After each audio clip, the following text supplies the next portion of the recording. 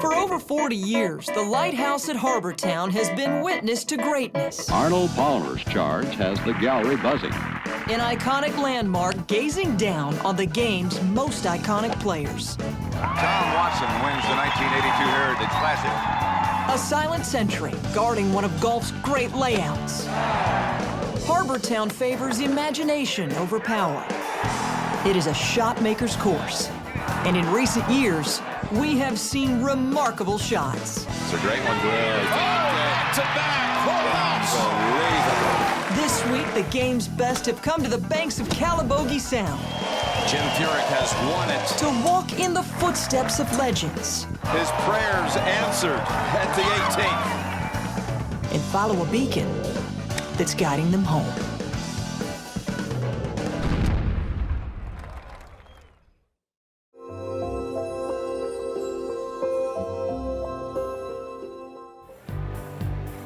The USGA, long creative with forming its groupings of players for the first 2 rounds of US Opens, offered a new twist this time.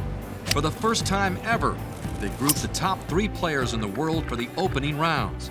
The group consisted of world #1 Tiger Woods, second-ranked Phil Mickelson, both San Diego fan favorites, and Adam Scott. The threesome created a buzz unlike anything the championship had experienced for an opening round, as thousands lined the fairways at 8 in the morning Thursday to watch them tee off.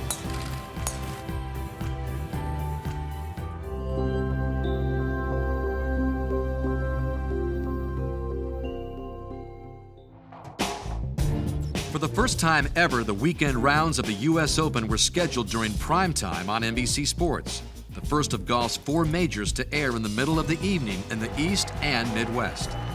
Thanks in part to Tiger Woods being in contention, the US Open's ratings rose 21% over the previous year. The final round produced the highest overnight rating in 6 years, and it was the 3rd best Sunday rating in US Open history. And for the players who were outside the 75, it's one more chance to earn PGA Tour membership. There were a number of notable names who did not get inside the 25. One of those is Alex Roca. As the final round of the Cox Classic began, Alex Roca trailed the leaders by 5 shots. After a 33 on the front side, his hopes were raised. But 4 bogeys on the back 9 killed his chances, and Alex finished tied for 19th, missing a PGA Tour card by 9 spots. You don't get to the tour doing that. If I have to learn that lesson again, because it feels to me like I've learned it a few times by now, you don't get to the tour doing that. So until I don't do that anymore, I will continue to sit here and look from the outside, wishing to be in.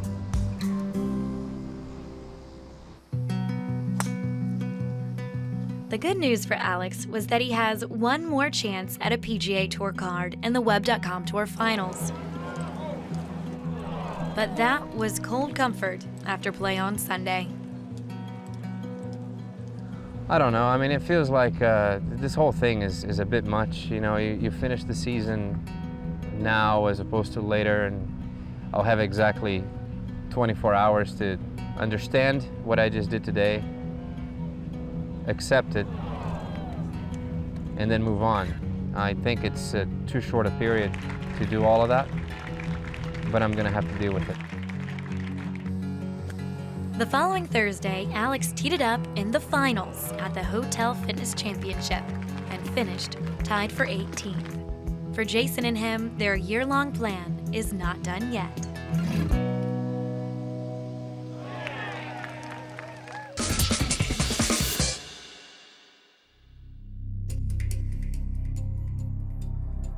He makes birdie there. It's a different story playing 17 and 18. We always talk about breaks evening out. Right Goes now, back to Dan Jenkins, and he said there's always a moment. I wonder if that was the moment. In the final round of the 2009 U.S. Open, Hunter Mahan's moment happened on the 16th hole. Trailing by 2 strokes with 3 to play, things changed in an instant. Hunter Mahan second from 170. It's an 8-iron downwind. Hunter Mahan, who's got a shot here, obviously at his first major championship, thinks he's hit probably the best shot he's hit all day into the 16th hole. Well, he likes it. He likes it. Oh, no! Oh, Johnny, that could be one of the worst breaks I've ever seen.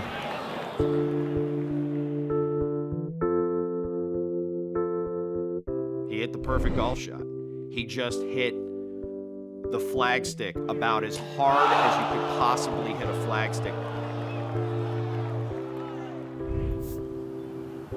Turns back to the left. Never. No, never high enough. There was really a two-shot bad break, I'll tell you. Should have made birdie. Instead, Mahan settled for bogey and finished tied for 6th. This is a major championship here. Hunter Mahan has not won a major championship. When you hit something that good and you're penalized for it, it's just not your day. The golf gods are not smiling on you. It's humbling about the game, whether you're as good as Hunter Mahan or as bad as the rest of us. Sometimes it's just not your day.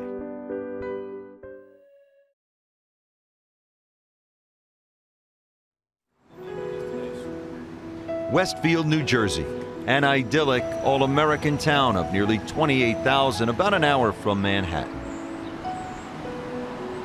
The television show Ed, about a lawyer who trades in the excitement of big city life for the charms of a small town, is shot in Westfield, New Jersey. It was here on a quiet tree-lined street that Andrew Alamino, featured in a New York Times article on dads who were also at-home heroes, would return each weeknight. He would often bypass client dinners so that he could be home by 6 to be with his wife Sally and 2 small children, a 5-year-old son, Joseph, and 2-year-old daughter, Nina. It was also here that Andrew, a 37-year-old trader for Cantor Fitzgerald, would engage in his other passion, making golf clubs. I remember speaking to him on the phone, and he was telling me about he had to go home and pick up his some club parts that were being delivered to the dry cleaners next to him when he lived in Hoboken.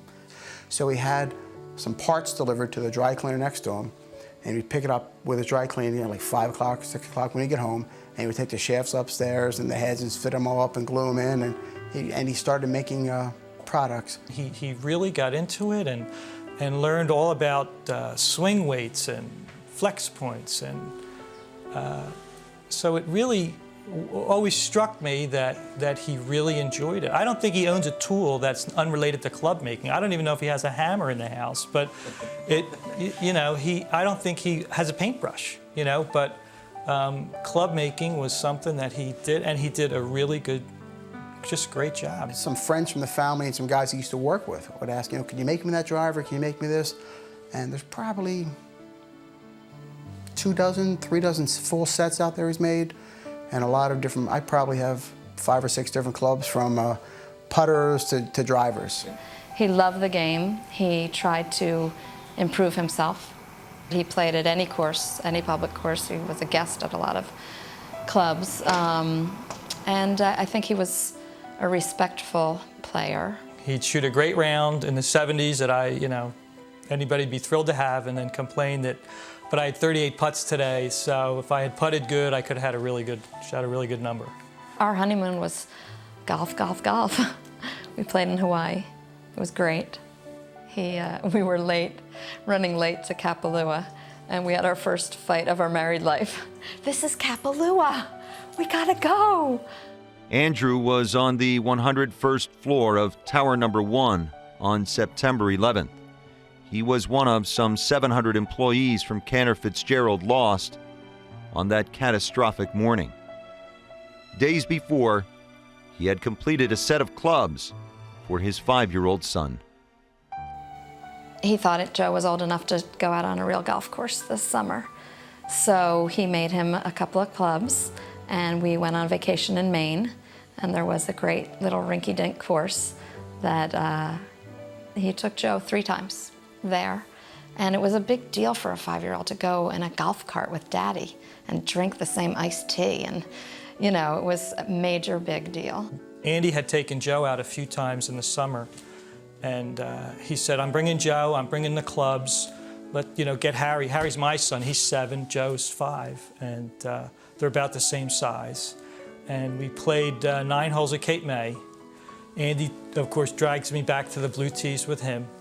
And then we'd let the little guys out around 50 yards, and they'd share clubs, and of course forget that there's other people playing. We have to pick them up and hold them on our laps and let them drive the carts. And, it was, so much fun. It was actually the first time I think Andy and I forgot about our score ever.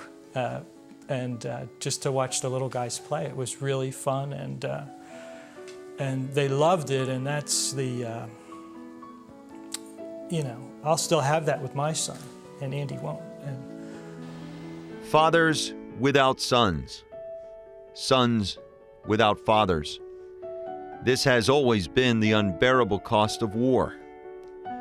Joseph's uncles and his mother will do their best to fill an unfillable void. It's going to be tough, but we really want to stay involved with Joe and take Joe out with us. He has some uncles who are great players, and they will take him. And I think as he gets older and he learns more about his dad, it'll be very important to him.